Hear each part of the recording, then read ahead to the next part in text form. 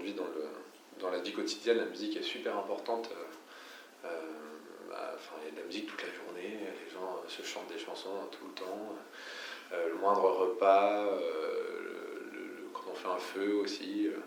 Enfin, voilà, effectivement, j'ai rarement vu des gens aussi attachés à la musique, et pas forcément liés au cliché ils jouent à l'orchestre tzigane, mais ils écoutent même de la musique pas terrible, je trouve, avec du beat et tout ça, qui est pas forcément chouette, mais en tout cas c'est tout le temps présent, effectivement. Il y a un truc comme ça qui est super musical dans leur vie, et c'est...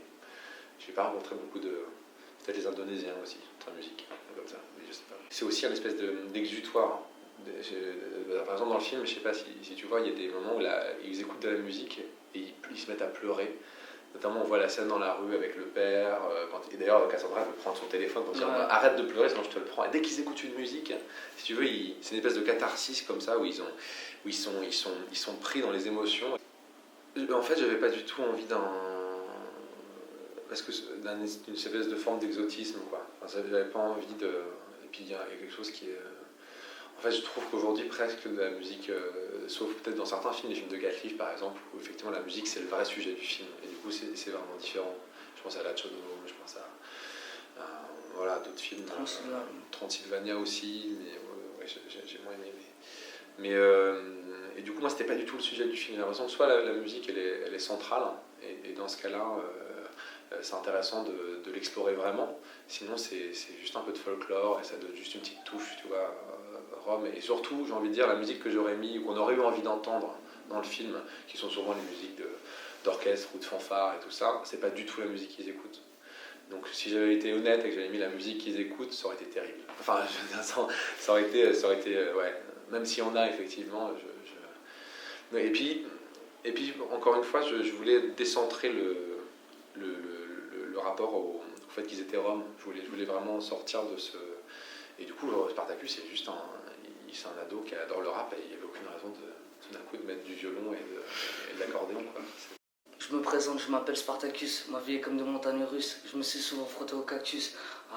Je me suis exilé pour devenir rappeur, je me suis exilé à Calais pour aller voir mon beau-frère, pour aller voir là-bas en Angleterre. J'ai vu le bateau de Londres, là-bas c'est mieux qu'ici, les gitans leur disent merci, là-bas il est levé, on galère pas pour la monnaie. J'ai fait le tour de la famille, mais vu qu'il n'y avait pas de levé, j'ai lâché l'affaire.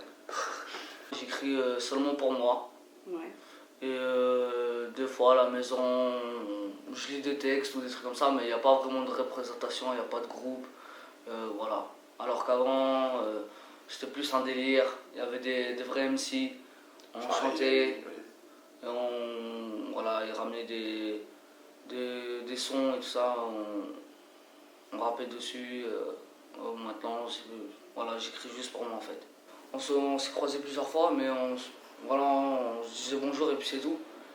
Et après, on a commencé à habiter au chapiteau. Et c'est là qu'il venait, quand il y avait les fêtes et tout ça, il filmait tout ça. Et on s'est rencontrés par hasard.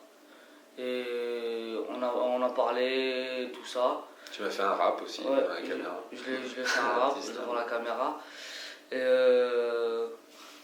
Et 2 semaines ou 3 semaines après, il vient me dire la prod veut qu'on fasse un film ou un truc comme ça.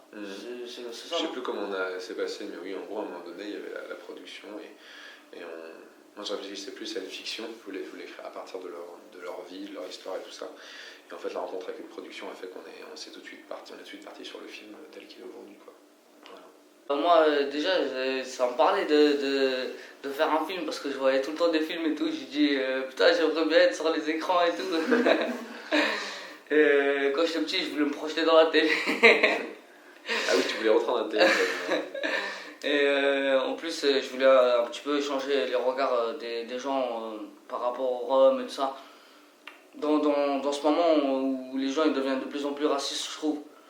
C'est important de ramener autre chose. C'est on va dire un petit film révolutionnaire. C'est vrai.